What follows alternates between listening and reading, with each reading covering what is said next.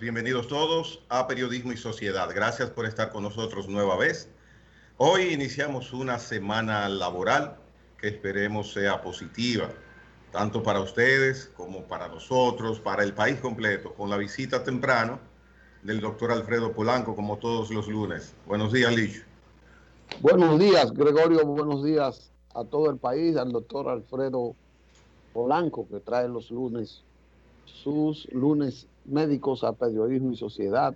Gracias a todos los que nos han mantenido la lealtad de sintonizarnos a esta hora, cada día en el mundo, a través de el Canal del Sol, Canal 6, en la red y las plataformas digitales, YouTube, en la plataforma de canaldelsol.com y una red de cables en todas las provincias del país. Estamos también en la internet de Facebook, Facebook Live, y por ahí nos sintonizamos de manera continua. Así que hoy iniciamos un nuevo día con un gran impulso vacunativo y de verdad que nos debemos sentir con mucha esperanza, con mucho placer por las autoridades que tenemos en el aspecto de que han tomado las medidas. Pero de eso es el doctor el que tiene que iniciar. Buenos días, doctor. Buenos días, Licho. Buenos días, Gregory. Buenos días a todo nuestro público que, como cada día de lunes a viernes, están siempre activos en Periodismo y Sociedad, y bueno, los lunes en Periodismo y Salud. Así bien, como decías, Licho, bastante importante en nuestro país, continúa a la vanguardia en lo que es materia de vacunación, pues se han suministrado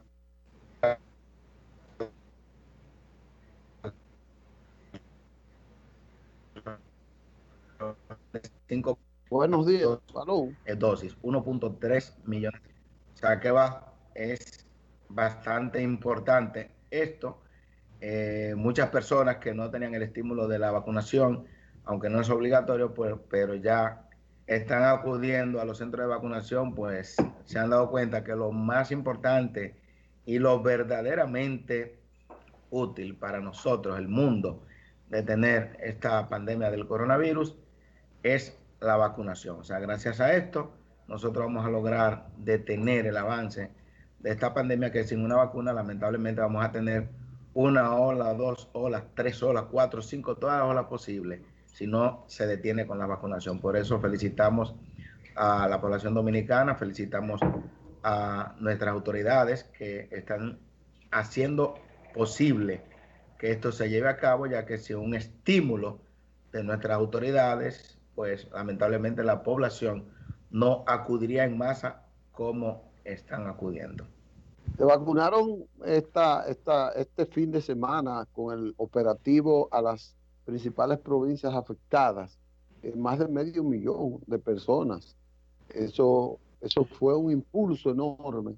Y yo que estuve trabajando con obras públicas, estuvimos involucrados en el municipio de Santo Domingo Norte, que para mí fue una gran sorpresa, pero también una demostración de que si el gobierno hace eso, lo va a resolver. Obras Públicas dispuso de más de 300 brigadas para llevar gente a los centros de vacunación. Y el primer día se habilitaron 37, en el segundo se aumentó a 43 y en el tercer día hubo que habilitar a 74, porque la gente era tan masiva la presencia que iba a vacunar. En el primer día se vacunaron más de 15,000 y en los 4 días se vacunaron 45,000 personas. En ese solo municipio, de verdad que hubo un esfuerzo que si cada institución hace lo que hizo Obras Públicas, evidentemente que se hubiese vacunado una gran parte, como fue un éxito, de verdad. Pero yo veo que si se hubiera hecho antes, ya tuviéramos poca vacuna. Hoy se anuncian de 5 millones y algo más de personas vacunadas, 3 millones y algo en la primera dosis, y 1.700.000 con las 2 dosis. Y en la medida en que vacunemos ya la próxima parte, que tengamos 5 millones, 6 millones de personas vacunadas, 10 millones, entonces ya, como dice el presidente, el toque de queda se flexibilizaría más y habría una apertura mayor, pero ya con la gente vacunada. en eso. Claro, no, y es lo que yo he conversado con muchos amigos, familiares. Todo depende de nosotros, todo depende de la población.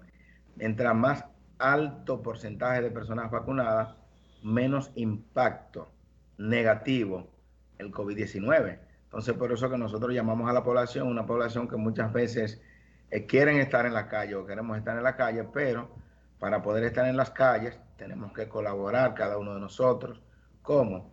Administrándonos las vacunas, que están por todas partes. O sea, usted puede ir a Cotuí, a cualquier campo de Cotuí, soy de Cotuí, usted puede ir a Samaná y usted va a encontrar vacunas. O sea, que se le está dando las facilidades a las personas para que se vacunen, para que luego pues no estemos lamentándonos como hay personas que han tenido posibilidades de ser los primeros en vacunarse.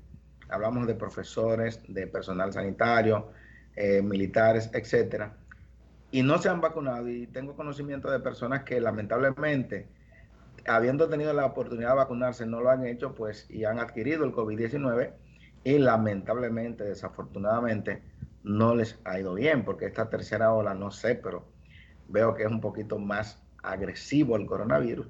Entonces, oye, si tiene todas las posibilidades, como las hay ahora en todos los lugares, vacúnate, que es la única manera hasta ahora.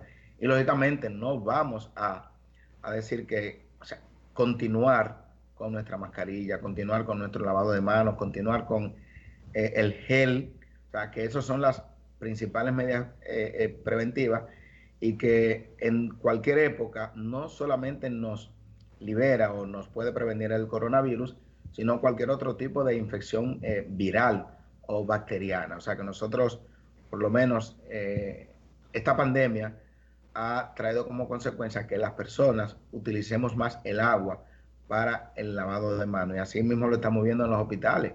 O sea que nuestros médicos, nuestro personal de enfermería, todo el personal sanitario actualmente está utilizando más el lavado de manos. Un dato interesante es que esta semana, doctor, ahora que usted habla de lo importante de la vacunación, vienen 250,000 vacunas del laboratorio Pfizer.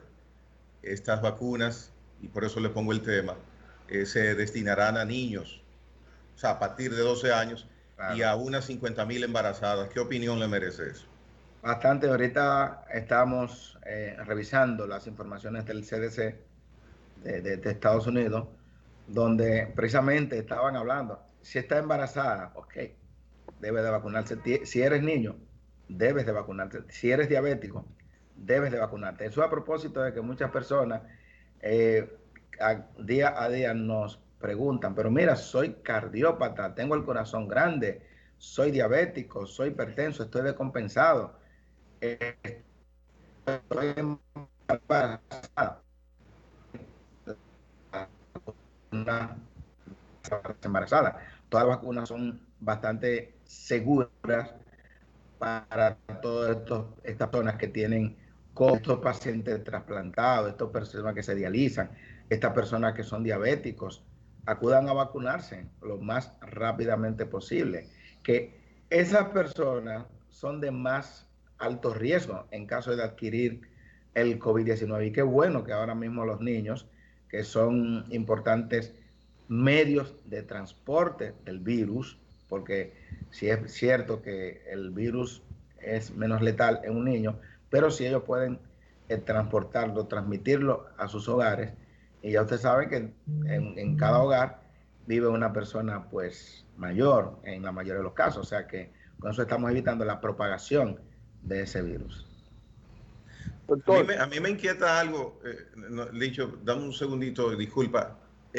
Hay vacunas, dice el ministro de Salud, para toda persona que tenga una residencia definida. Sin embargo, me gustaría conocer, no estoy necesariamente haciéndole una pregunta, sino comentando con usted, sí, porque quizás no esté al alcance de datos suyos, pero los haitianos que residen aquí en República Dominicana de manera informal, prácticamente todos, ¿dónde caerían? ¿Cuándo veríamos si rechazamos que un haitiano reciba la vacuna o si vive en un batey, o si vive, por ejemplo, en el pequeño Haití, que tiene residencia conocida. Eso me llama la atención porque la cantidad de residentes haitianos que hay en República Dominicana es incalculable. Se habla de 1 millón inclusive. Habría que ver si son más o son menos, pero son bastantes. Y sí, andan relacionados con nosotros en todo momento y podemos estar vacunados, pero ¿y los otros que no tienen la vacuna? Hay que sumar también ahí a los venezolanos. Los venezolanos, exactamente. Bien, yo vi una información y es de que no importa que usted no tenga documento, porque había visto, creo que el martes, a una persona en la prensa diciendo que no la habían vacunado porque no tenía cédula, etcétera, pero sin embargo vi al ministro que estaba hablando sobre que no importa que usted no tenga documento, como quiera se le llenaría la ficha. Y entiendo que eso debería hacerse con los extranjeros, no importa de qué nacionalidad sea. Y he visto que muchos visitantes, o sea, que han ido de visita a Estados Unidos, amigos, he visto que le ha tocado administrarle sus vacunas. O sea, que yo creo que las vacunas no debería haber ningún sesgo de si usted es de tal o cual país, sino que usted está aquí en República Dominicana, usted ya es propenso a, primero que si adquiere el COVID-19 y se va a quedar aquí, aquí es que van a tener que atenderlo. O sea, que si el Estado va a gastar 2 millones de pesos en cada paciente, que es lo aproximadamente que se podría gastar en un paciente que tenga el COVID-19 con complicaciones severas que amerite ir a una unidad de cuidado intensivo, pues sale más económico que se le suministre la vacuna. O sea, yo entiendo que sí, que se va a vacunar. Es mejor gastar $40. Claro que sí. En las 2 dosis de una persona. Así mismo es.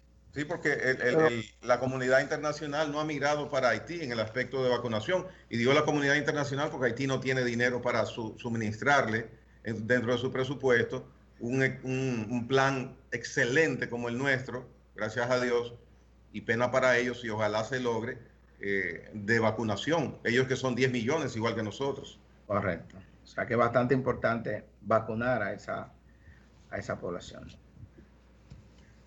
Doctor, ¿qué tenemos hoy que no sea COVID? ¿Usted tiene otro tema? Sí, tenemos un tema, bueno, va a ser un poquito reducido, pero en el día de ayer se conmemoró, día 6 de junio, el Día Internacional o Día Mundial del Paciente Trasplantado. O sea, eso es bastante importante, nosotros conversar sobre lo que es el trasplante de órganos, el trasplante de tejido. Por ejemplo, el primer trasplante en República Dominicana se realizó en la ciudad de Santiago de los Caballeros, en el año de 1986. De ahí en adelante se hizo el programa de trasplante de riñones en el Hospital Salvador Begotier. Entonces, ese trasplante, perdón doctor, el trasplante que usted habla en el 86, ¿de qué órgano fue? De riñón, de donantes vivos relacionados. El primer trasplante hecho a nivel mundial exitoso fue un trasplante de córnea en el año de 1906, o sea que hace bastante tiempo. Sin embargo, usted lo puede repetir porque se cortó su... Sí, trasplante. Repetir el dato que no se escuchó. Sí, primer trasplante de tejido fue de córnea en el año de 1906. Eso es bastante importante. El de riñón, órgano sólido, fue en el año de 1954, o sea que hace bastante tiempo. Y en República Dominicana, el primer trasplante exitoso fue en el año de 1986. Y luego en el 1987 se hace en el Hospital Salvador Begotier el primer programa de trasplante. Esto lo digo porque el riñón es el órgano más trasplantado a nivel mundial. Ese es el órgano por excelencia. En República Dominicana, ustedes pueden ver, tenemos más de 40 años alrededor de 35 años realizando trasplante. Y esos pacientes, eso es una esperanza para esos pacientes que tienen terapia de sustitución renal, terapia de hemodiálisis.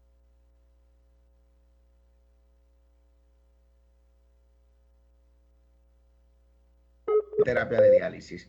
Pues cada paciente de esos que recibe terapia de diálisis es un paciente propenso, un paciente que puede ser trasplantado y de esta manera va a evitar sea, no tiene que continuar recibiendo terapia de diálisis. ¿Qué problema tenemos en República Dominicana con el trasplante? Aparte de lo del COVID, que ya eso a nivel mundial mermó lo que son los programas de trasplante, pero se ha continuado, inclusive en República Dominicana, en este año, pues se volvieron a realizar trasplantes de riñón. Que en República Dominicana no hay la cultura de donación, y eso ha traído como consecuencia que muchos pacientes pierdan años y más años y décadas esperando un riñón, cuando un trasplante puede realizarse, y lo ideal es que se realice con un donante de cadáver. También se puede realizar con donante vivo relacionado, pero el mejor trasplante es el que se hace de un cadáver. Por ejemplo, aquí tenemos trasplante. ¿Cómo así, doctor? Se entendería que es lo contrario. ¿Qué explicación tiene eso? Por ejemplo, República Dominicana es uno de los países del mundo con más alta tasa de mortalidad por accidente de tránsito. Muchos de los pacientes que fallecen por accidente de tránsito, primero lo llevan a un centro de salud, lo llevan a un hospital traumatológico. Entonces, en esos hospitales, el paciente puede tardar 3-4 días para fallecer. Pero los que reciben trauma craneal, por ejemplo, hacen lo que se llama muerte cerebral.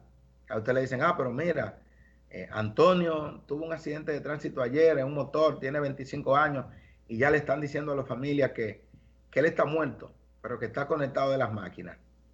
Ese paciente ha tenido cese de lo que es la función del encéfalo, del cerebro. Ese paciente ya es irrecuperable. Ese paciente tiene lo que se llama muerte encefálica o muerte cerebral.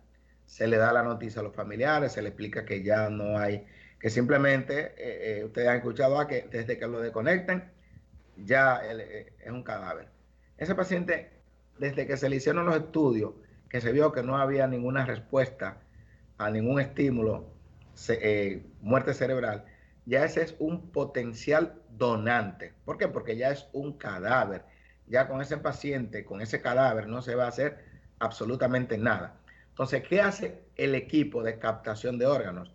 Generalmente conversa con los familiares, con el padre o la madre o el hermano o la esposa, y le hacen la petición de los órganos.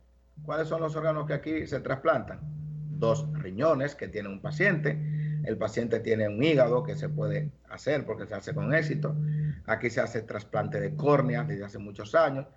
Se ha hecho trasplante de corazón, pero lo básico que se hace aquí es trasplante de hígado y trasplante de riñón. Inmediatamente ya ese paciente o ese cadáver se autorizó, pues el equipo, los equipos de trasplante acuden a donde está ya ese cadáver, porque no es un paciente. O sea, no, para que no vayan a creer que hay posibilidad de que ese paciente vuelva si ya el paciente tiene muerte cerebral. Pues se hace la extracción de esos órganos y esos riñones, ese hígado, se llevan a los lugares donde tienen a esos pacientes ya preparados, porque previamente se ha coordinado, por ejemplo, con Secanot, que se hace trasplante de riñón, con Plaza de la Salud, el Hospital Salvador Begotier, en Santiago, que hacen trasplante, etcétera, diferentes lugares. Pero ya hay una lista de espera donde, atendiendo a la edad de ese paciente fallecido, con el tipo de sangre, más esos pacientes que están esperando riñón, entonces a ese paciente que tiene más tiempo esperando y que tiene una edad parecida, si fue de 22 años, alrededor de 20 y 30 años ese paciente, y se le trasplanta ese riñón ya a ese paciente previamente preparado. Asimismo, se lleva otro riñón, por ejemplo, a otro centro de salud, porque con un donante, cadáver, como tiene 2 riñones, se le puede trasplantar un riñón a un paciente y otro a otro. O sea que podemos salvar 2 vidas. Pero también podemos utilizar a ese hígado en ese paciente que tiene ya una cirrosis hepática, una hepatopatía crónica. Pero se puede utilizar, por ejemplo, en España, que es el país líder en trasplante, se utiliza el páncreas, se utilizan las córneas, se utiliza piel, se utilizan huesos, se utilizan intestino, hasta trasplante de cara. O sea, por eso... Un paciente que done sus órganos, que sus familiares lo acepten, puede salvar 8 o 10 vidas solo con su muerte. Claro que sí. Primero ya ese paciente está muerto, muerte cerebral o muerte encefálica. Ya no hay posibilidades. Pero sí, ese cadáver, porque es un cadáver, puede salvar a muchas vidas. Por ejemplo, hay pacientes que no tienen ninguna posibilidad de sobrevivir si en las próximas 48 horas, por ejemplo, no se trasplanta un riñón. Hemos tenido pacientes que no hay posibilidades ya por sus condiciones de hacerle diálisis. Entonces el paciente va a fallecer rápidamente. Pero si encontramos un órgano, ese paciente puede durar 15, 20, 25 años, 30 años, porque un paciente con un riñón trasplantado, incluso, puede trasplantarse en múltiples ocasiones. O sea, ese riñón que se le trasplantó a un paciente duró, por ejemplo, 20 años, hizo un rechazo a los 20 años de ser trasplantado y se le puede trasplantar otro riñón a ese paciente y así sucesivamente. O sea, que el paciente puede seguir trasplantándose. Nosotros en el Padre Villini, yo recuerdo en la década, oigan bien, en la década de los 90 se hacían muchos trasplantes de riñón en Estados Unidos. Y quien es hoy una eminente odontóloga, que yo me he tratado con ella, la trasplantamos en el año de 1998 y está perfectamente aquí en el país, en el Hospital Padre Villini, en un hospital de la red pública de salud. En el Hospital Salvador Begotier se hacían trasplantes todas las semanas. Yo recuerdo a finales de los 90. O sea que nosotros podríamos reactivar lo que es el trasplante de órganos y de tejidos si la población pues hubiera más cultura de donación. Pero ustedes se dan cuenta que esos temas de donación y de trasplante prácticamente ni se tratan en los medios de comunicación. Pero aquí hay un trauma terrible con la incineración, con la cremación. Sí, pero se puede. Es un problema cultural. Sí, pero se puede cremar, porque oiga lo que ocurre. Ese cadáver. Lo que estoy diciendo son los tabúes. Sí, que hay muchos tabúes. Sí. Comprendo. Ya te Polanco, sí. Sobre mi pregunta, cuando usted mencionó que lo ideal es para un trasplante que el órgano provenga de un cadáver. Sí. ¿Por qué de un cadáver es mejor hacer un trasplante y no de una persona que está viva? Y me causa contraproducencia en mi lógica de razonar sin ser médico. ¿Por qué? Sí. Muy interesante, y yo sé que muchas personas tienen esa misma pregunta. El donante ideal es el cadáver. ¿Por qué? Porque ya esa persona está fallecida y ya esos órganos van a ir a la tumba. Entonces no es lo mismo usted a un hermano, a un primo, que le done un riñón. Yo estoy de acuerdo con el donante vivo relacionado, claro, es mucho más compatible, puede durar más tiempo. Usted no lo mencionaba en el aspecto científico, técnico. No, en el aspecto técnico no, porque es mucho más viable un órgano donado de un pariente, hay mayor compatibilidad que de un cadáver que ni siquiera se conoce ni nada. Pero sin embargo, cuando usted le trasplanta un órgano, usted tiene todas las posibilidades de hacer lo que se llama un rechazo, que puede ser agudo, subagudo o crónico. Si usted hizo un rechazo y a usted le perdió ese riñón en 1 año o 2 años, pues afortunadamente no fue un riñón que fue donado por un pariente. Por ejemplo, tengo a un paciente que hoy precisamente le toca diálisis, tiene 35 años de edad. Él comenzó con insuficiencia renal crónica a la edad de 25 años, o sea, hace 10 años. Ya ese paciente, por su problema inmunológico, que fue la causa del daño renal, se le han realizado 2 trasplantes de 2 amigos que le han donado. Entonces, un riñón le duró 2 años, otro riñón le duró 9 meses. Entonces, no es lo mismo que ese paciente hubiera recibido un trasplante de un donante de cadáver. Entonces, por eso que nosotros estimulamos, cuando el riñón hizo un rechazo y fue un donante de cadáver, pues, ¿qué les digo? O sea, no es tan penoso, tan chocante, como cuando fue un pariente que me donó. que ese pariente por altruismo me donó un riñón y lamentablemente a los 2 años, 3 años, porque puede ocurrir un rechazo, aunque el promedio de vida de un riñón trasplantado es de 25 años, la persona puede durar más tiempo con ese riñón trasplantado, 25, 30, 35 años más, pero es mucho más viable, es mejor además que un cadáver puede servir de donante para varios órganos, 2 riñones, 2 pacientes, un hígado, ahí hay un paciente, el páncreas, otro paciente, los pulmones, el corazón, las córneas, o sea, se pueden hacer múltiples trasplantes cuando el donante es un cadáver. Y fíjense que hay países, muchos países donde la donación o los pacientes o las personas que son condenadas a la pena capital lo utilizan hasta como donantes. Hay países, para que ustedes lo sepan, y hay países donde el cadáver ya pertenece al Estado. O sea que si un paciente tiene una muerte cerebral por un trauma, ya automáticamente el Estado es quien dispone de los órganos de si va a donar. En República Dominicana todavía tenemos que hacer la petición, usted lo pide, luego están, aunque la esposa diga que sí, pero están esperando a un pariente que viene de Nueva York a tomar la decisión. Entonces eso ocurre en República Dominicana, que lamentablemente estamos muy lejos por ejemplo, de tener esa dedicación a lo que es la donación, lamentablemente. ¿No está establecido en República Dominicana un programa institucionalizado bajo responsabilidad de alguna institución para gestionar los órganos para trasplante? Claro que sí.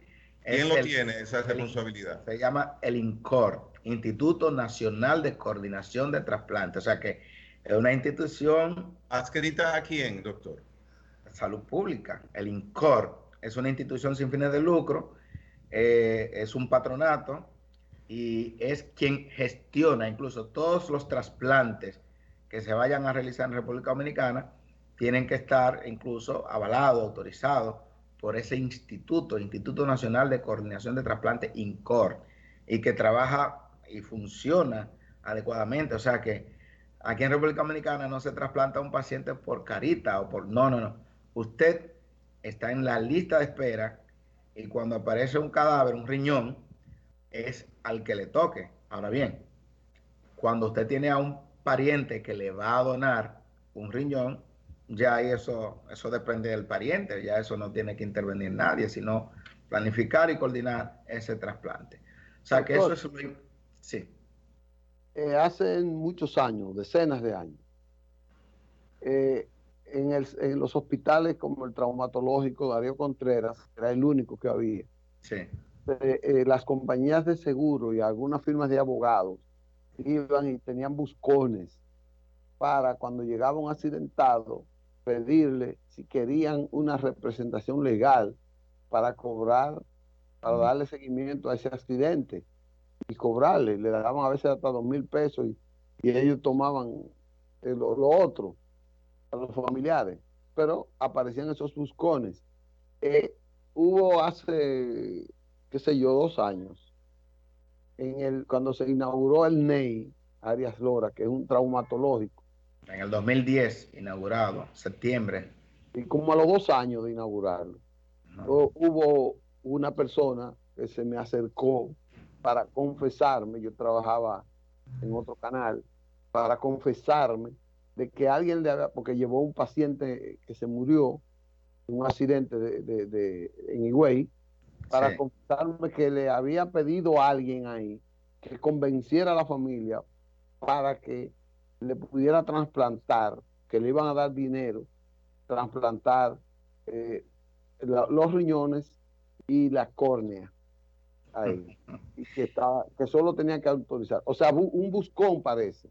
Sí, ese estaba mintiendo porque los trasplantes no se hacen así.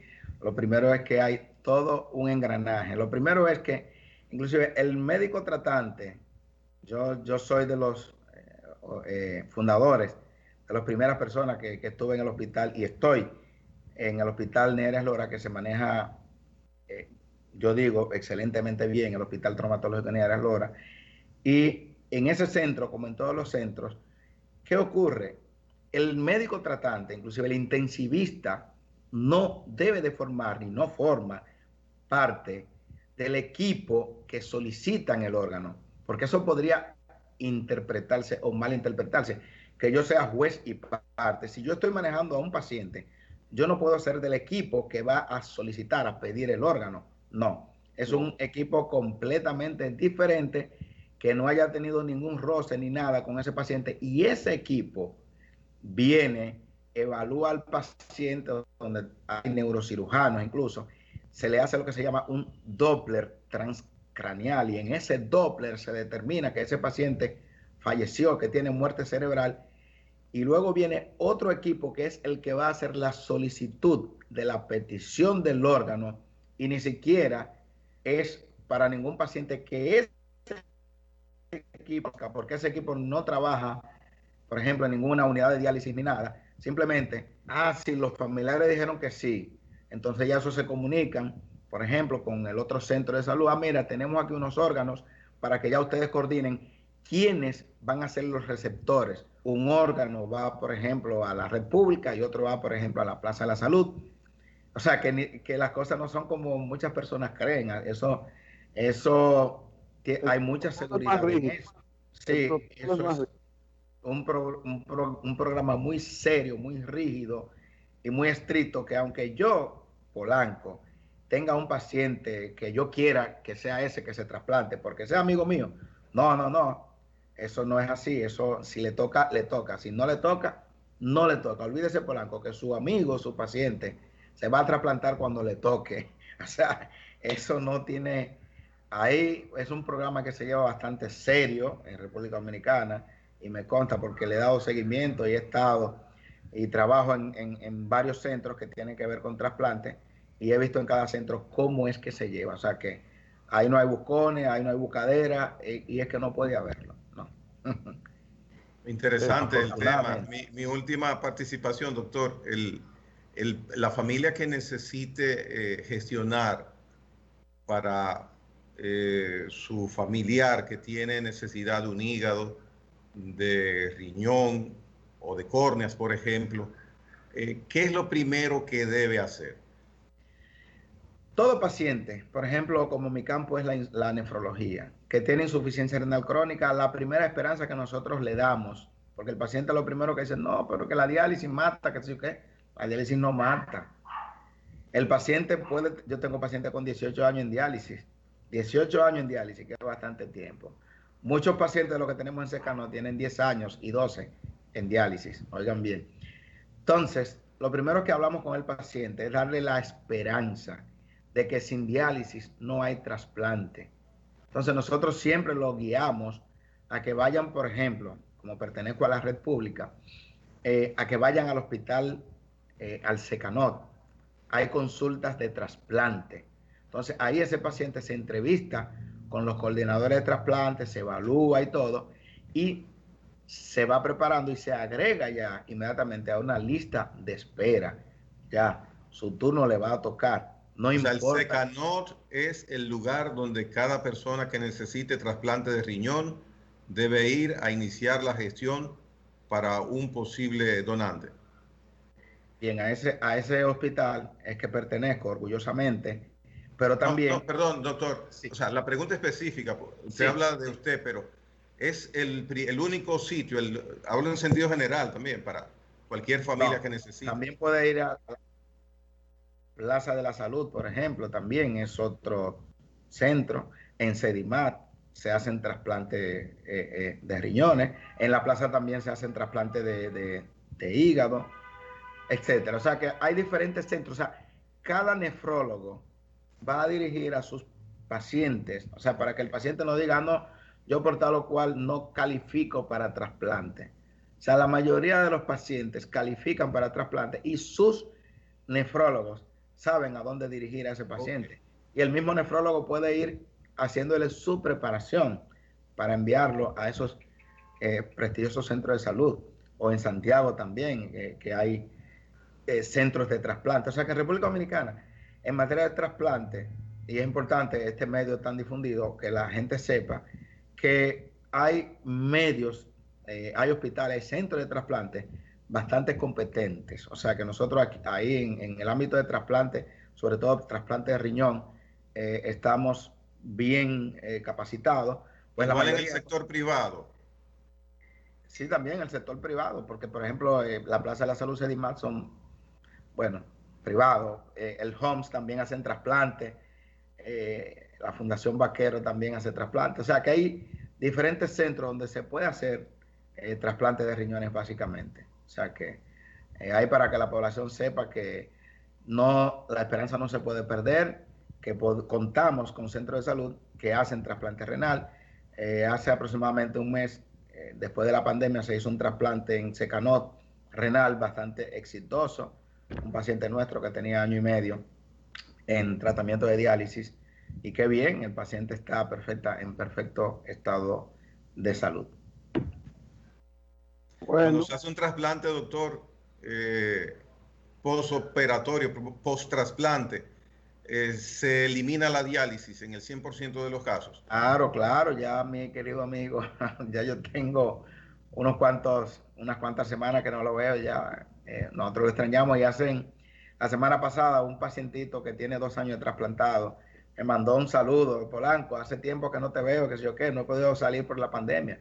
Un jovencito de 24 años que trasplantamos en Secanot, y es la satisfacción de ese paciente que tú tuviste 3 años dializándolo y hoy ya tiene 2 años fuera de diálisis, está trasplantado. Eso es un éxito. O sea, por eso nosotros estimulamos al paciente a que llegue a diálisis, porque de la única manera que puede hacerse un trasplante es cuando primero está en diálisis. Vamos a una pausa, doctor. Le agradecemos su amplia cátedra en este día de trasplante y de COVID, porque ha sido muy fructífera, muy educativa, está tratando de persuadir a la gente, ya no para que se vacune, sino también para que apoye el trasplante. Muy bien, y que vayan a diálisis también. Muchos pacientes que tengo que todavía no se han decidido y que creen que hay otra alternativa terapéutica. Cuando usted tiene insuficiencia renal crónica estadio 5, solamente hay 2 alternativas terapéuticas: una, la diálisis; otra, el trasplante. Sin la diálisis, generalmente no hay trasplante. Muchas gracias, hasta la próxima semana. ¿Cómo no, doctor? Mire, doctor, y sería interesante si usted pudiera ponderar una segunda parte del tema de los trasplantes. Claro que sí. Bueno, nos vemos el lunes, doctor. Si Dios quiere, bye. Pausa.